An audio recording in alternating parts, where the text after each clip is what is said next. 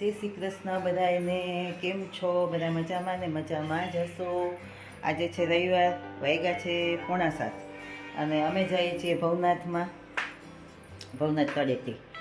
અમે દર રવિવારે જઈએ. આજ રવિવાર છે ને, દર રવિવારે જઈએ. અમે નહીં, જો કે બધાય જતા જ હશે.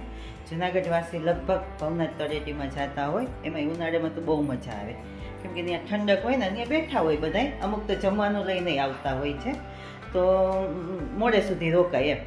ચોમાસામાં મજા જ આવે ભવનાથમાં. ચોમાસામાં તો બહુ મજા આવે. શિયાળામાં માણસો જતા હોય ઠંડીમાં કાવો પીવા, ગરમ ગરમ કાવો પીવા જતા હોય છે.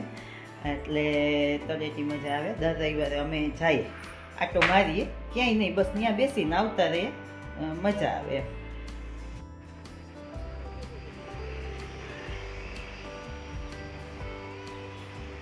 ગુડ મોર્નિંગ, જય શ્રી કૃષ્ણ બધાને.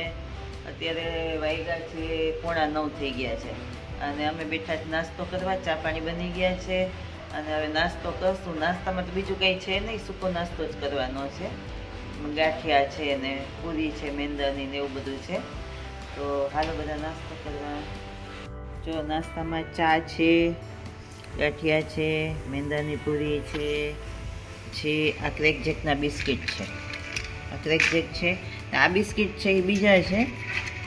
આ બિસ્કિટ મસાલાવાળા છે ક્રેકજેક જેવા, પણ છે મસાલાવાળા બિસ્કિટ. વેફર છે. તો ચાલો બધા નાસ્તો કરવા. 12 વાગ્યા અને હું ગઈ હતી રોડ ઉપર વસ્તુ લેવા. પછી થોડી ઘણી દૂધ તો લેવાનું જ હોય રોજ, એટલે ગઈ હતી લેવા કે એ બાને મારે વોકિંગ થઈ જાય, હલાઈ જાય. અને દરરોજ હું જાવ જ એક વસ્તુ લઈ આવું, એટલે હું રોજ જવાય એ બાને વોકિંગ થાય. એટલા માટે જો હું લઈ આવી. ગાજર છે, ગુંદા, રીંગણા, દ્રાક્ષ, તરબૂચ અને આ છે ને ખીચીના પાપડ છે. ખીચીના પાપડ મને મળી ગયા એટલે મેં લીધા. હજુ થોડોક ટાઈમ ખાઈએ, પછી ગરમીના જો કે ભાવે નહીં, પણ એમ કે મને વળી મન થયું તો લઈ આવી. બાકી હવે હું કપડાં સૂકવીશ, પછી રસોઈ બનાવીશ. રસોઈમાં છે ને ભીંડાનું શાક કરવાનું છે અને ગાજરનો સંભારો કરીશ ને રોટલી. તો હાલો હું કપડાં સૂકવીને પછી રસોઈ કરું. રોટલી, ગાજર મરચાંનો સંભારો,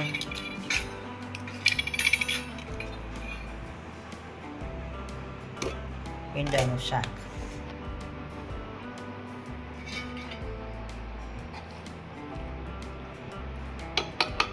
ભીંડાનું શાક છે ને ચટણી નવી છે અને પછી કાશ્મીરીને મિક્સ છે ને, એટલે તમને એવું લાગે કે લાલ તીખું નથી. નવી ચટણી છે ને એટલે કલર આવ્યો છે. જમવાનું બનાવી લીધું છે અને કેટલા વાગ્યા? 1:45 વાગ્યા. અને મારા હસબન્ડ બહાર ગયા હતા, એ આવી ગયા. એ કામ હતું એટલે બહાર ગયા હતા, આવી ગયા. તો હવે અમે જમી લઈએ. ચાલો હાલો જમી લઈએ. થઈ જ ગયું છે, તમારી રાહ જોતા હતા. હાલો જમી લઈએ. હાલો કાંઈ નથી, છાશ લઈ લે ને. હાલો અત્યારે વાગ્યા છે 9:30 અને કાલે નિર્મિતનો બર્થડે છે, એટલે મેં વિચાર્યું કે ફ્રૂટ સલાડ બનાવું. એટલે હું એની તૈયારી કરું છું અત્યારે. એટલે ખાલી દૂધ બનાવું છું કસ્ટર્ડ પાવડર નાખીને, અને કાલે ફ્રૂટ્સ નાખીશ. અને અત્યારે કરવાનું રીઝન જ છે કે ઠંડુ રહે, કાલે બપોર સુધી મસ્ત ચેરી થઈ જાય. એટલે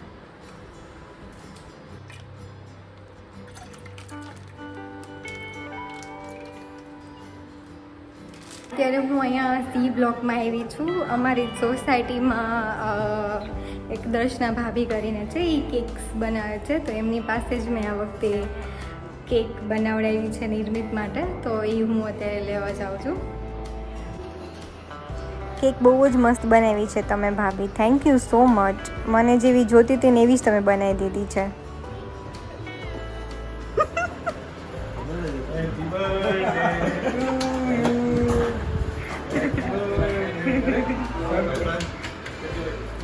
વેલકમ બધાને. ગુડ મોર્નિંગ, જય શ્રી કૃષ્ણ બધાને. આજે એકચ્યુઅલી આડો દિવસ છે, પણ હું ઘરે છું કેમ કે આજે મેં રજા રાખી છે, કેમ કે બર્થડે છે મારા હસબન્ડનો, નિર્મિતનો. એટલે આજે સ્પેશિયલ હું બધી વસ્તુ બનાવવાની છું લંચ માટે. ડિનર માટે અમે જોઈએ નક્કી કરીએ, કદાચ ક્યાંક જાય ના જાય, ડિપેન્ડ્સ. એમને કામ પણ છે તો અને ગઈકાલે પણ જેમ તમે વિડીયોમાં જોયું એમ મેં એમના ઓફિસવાળા જે કલીગ્સ છે બધા એ લોકોને મેં બોલાવ્યા હતા. અમારે એમના એક બહુ ખાસ ફ્રેન્ડ છે જયદીપભાઈ, એ પણ આવ્યા હતા અને ખૂબ બધાએ મસ્તી એન્જોય કર્યું, કેક કટિંગ સેલિબ્રેશન. અને 12 વાગે પછી અમારા જે ફેમિલી છે, મારા મમ્મી પપ્પા છે, ધ્રુવભાઈ, મારા મમ્મી ડેડી, એ લોકો બધા એને વિડીયો કોલ કરી અને એ લોકો પણ વિશ કર્યું. એટલે લેટ પણ થઈ ગયું હતું, કાલે 1:30 જેવું વાગી ગયું હતું, પણ હા મજા આવી, સરસ સેલિબ્રેશન થઈ ગયું. અને આજનો દિવસ હજી કન્ટિન્યુ છે, ઘરે જ છું એટલે જોઈ બીજું કંઈક નવું સ્પેશિયલ કરશું તો હું તમને બતાવીશ. થઈ ગયું છે રાઈસ, રોટલી, અમે ફ્રૂટ કટ કર્યું છે ફ્રૂટ સલાડ માટે, વટાણા બટેટાનું શાક. અમને છેલ્લી વાર વટાણા મળ્યા એટલે મેં કીધું લઈ લઉં અને બનાવી લઉં, પછી વટાણા જોવા નહીં મળે. અને આ છે દાળ. હવે ખાલી હું ફ્રૂટ છે ને હું દૂધમાં નાખી દઉં, પછી અમે લોકો જમવા બેસી જશું. અમે અલગ કાઢ્યું છે, મારે પેલા ભગવાને ધોયું છે ને પછી અમે ખાશું.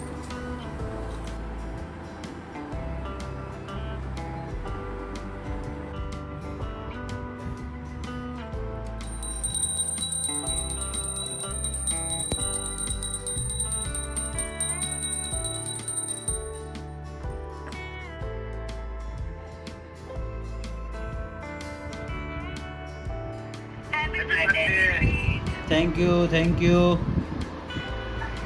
બસ હવે શું કહો? પાર્ટી તો તમે આવો એટલે પાર્ટી.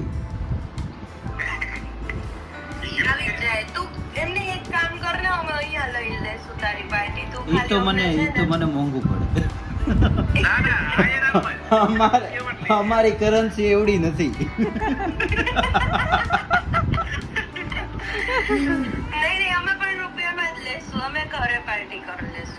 બરોબર, પણ તમે રૂપિયામાં લ્યો, પણ તમારે હું કે કન્વર્ટ તો થાય ને પછી. અત્યારે વન ટાઈમ આવી ગયો 109 છે તો પછી 88 માંથી. બરોબર છે. બરાબર છે. પછી એનો પ્લાન કેન્સલ કરવો પડે હોય કે કોકે એન્જોય કરી લીધું ને કે આપણે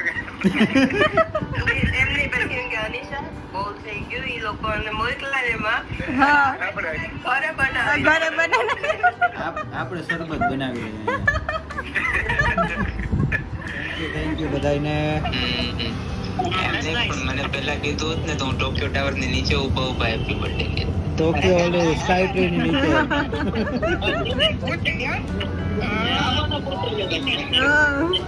આજે ધ્રુવ જો તમે આજે નવું રેસ્ટોરન્ટ હું કહે ખોલ્યું હે,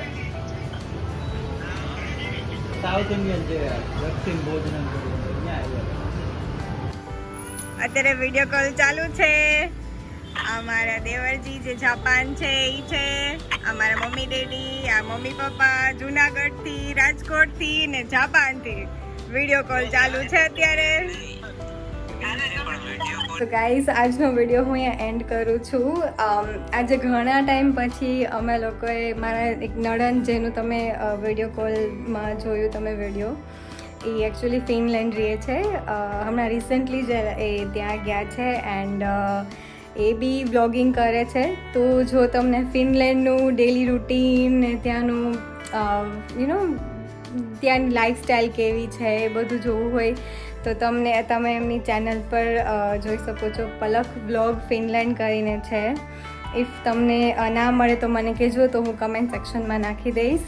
એન્ડ એ સિવાય અમે લોકો સાઉથ ઇન્ડિયન જમવા ગયા હતા, દક્ષિણ ભોજનમ કરીને છે, બહુ સરસ હતું. મેં ફર્સ્ટ ટાઈમ ચૂલા ઢોસા ટ્રાય કર્યા, બટ હા મને બહુ જ ભાવ્યા. અને જનરલી અમે બે જ હોય તો હું એવું પ્રિફર કરું કે અમે લોકો સાઉથ ઇન્ડિયન જ ખાય, કેમ કે પંજાબી પછી અમારે બે વચ્ચે બહુ જ પછી વેસ્ટ જેવું થઈ જાય, એટલે હું જનરલી એવું જ પ્રિફર કરું કે અમે સાઉથ ઇન્ડિયન ખાય. અને અમે પછી મારા ફેમિલી લોકો જોડે પણ અમે લોકોએ વિડીયો કોલ કર્યો, મારા પેરેન્ટ્સ, મારા દેર, એ બધા સાથે બહુ જ મજા આવી. આજે બહુ જ મસ્ત દિવસ ગયો, બધાના વિશેસ હતા આજે, બધા ફેમિલી, સો બધાને હજી એકવાર થેન્ક યુ નિર્મિત વતી. અને બાકી આઈ હોપ કે તમને આજનો વિડીયો ગમ્યો હોય તો પ્લીઝ મારી ચેનલને સબસ્ક્રાઈબ કરજો અનુ એક્સપ્લોરર. અને આપણે મળ્યા કાલે. Bye bye.